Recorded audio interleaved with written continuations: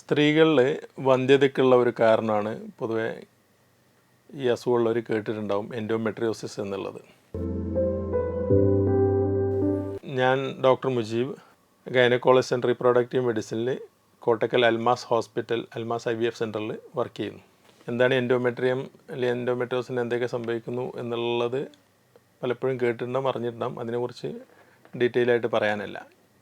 OPയിൽ വരുന്ന ചില പേഷ്യൻസിനൊക്കെ നമ്മൾ ഡയഗ്നോസ് ചെയ്യുമ്പോൾ എൻഡോമെട്രിയോസിൽ കൂടുതലും സിംറ്റംസ് ആയിട്ട് പറഞ്ഞ പെയിൻ തന്നെ ആയിരിക്കും.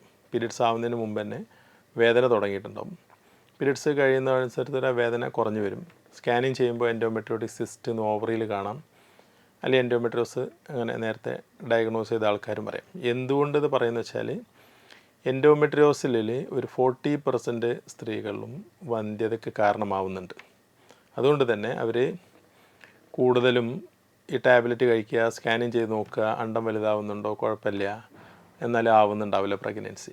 കാരണം എന്തെന്ന് വെച്ചാൽ എൻഡോമെട്രിയോസ് ഉണ്ടായി കഴിഞ്ഞാൽ കൂടുതലും അത് ഫസ്റ്റ് സെക്കൻഡ് സ്റ്റേജ് അല്ല, തേർഡ് ഫോർത്തിലൊക്കെ എന്ത് സംഭവിക്കുന്നത് വെച്ചാൽ അണ്ടാശയും ട്യൂബും ഫെലോപ്പിയൻ ട്യൂബും യൂട്രസൊക്കെ ഒട്ടിപ്പിടിച്ച് അതിൻ്റെ ഉള്ളിലുള്ള ഓവറിൻ്റെ പ്രശ്നങ്ങൾ, ഓവറിൽ റിസർവ്, അണ്ടാശയത്തിൽ അണ്ടത്തിൻ്റെ കുറവ്, ഫെലോപ്പിയൻ ട്യൂബിൻ്റെ ചലനശക്തി നഷ്ടപ്പെടുക, അതായത് എവിടെയും ബ്ലോക്കായി കിടക്കുക, ഇങ്ങനെയുള്ള പല പ്രശ്നങ്ങളും അതുകൊണ്ടുണ്ട്. അതുകൊണ്ട് തന്നെ അണ്ടാശയത്തിൽ നിന്ന് അണ്ടം ഫെലോപ്പിയൻ ട്യൂബിലോട്ട് കയറിക്കോളണമെന്നില്ല. ക്വാളിറ്റിയുള്ളൊരു എഗ്ഗിൻ്റെ വിഷയത്തിൽ അണ്ടം കുറയുക എന്നുള്ളതാണ് കൂടുതലുണ്ടാവുക.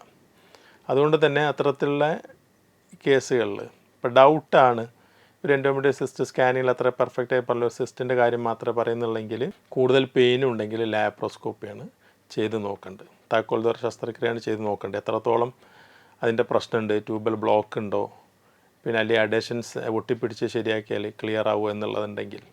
അതല്ല ഏജ് ആയിട്ടുണ്ട്, ഓവർ റിസർവ് കുറവാണ്, എൻഡോമെട്രിയോസ് ഉണ്ട്, ഏറ്റവും നല്ല ട്രീറ്റ്മെൻറ്റ് എന്നുള്ളത് IVF ആണ്.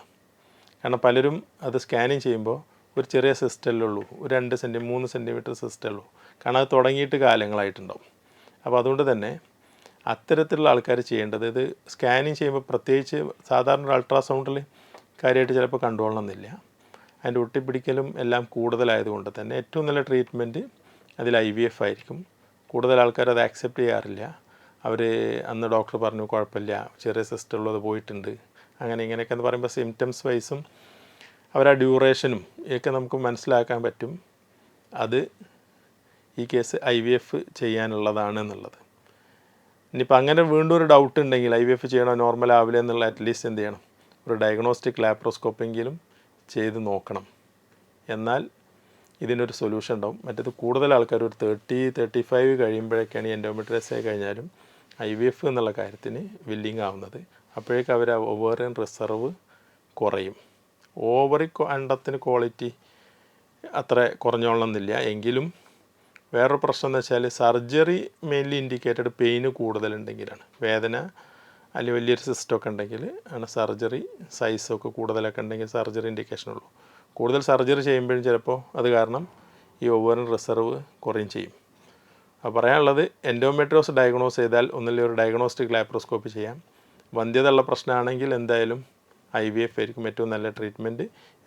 ഇന്ന് കണക്കനുസരിച്ച് 30-50% വരെ എൻഡോമെട്രിയോസ് ഉള്ളവരിൽ വന്ധ്യത ഉണ്ട് എന്നുള്ളതാണ്.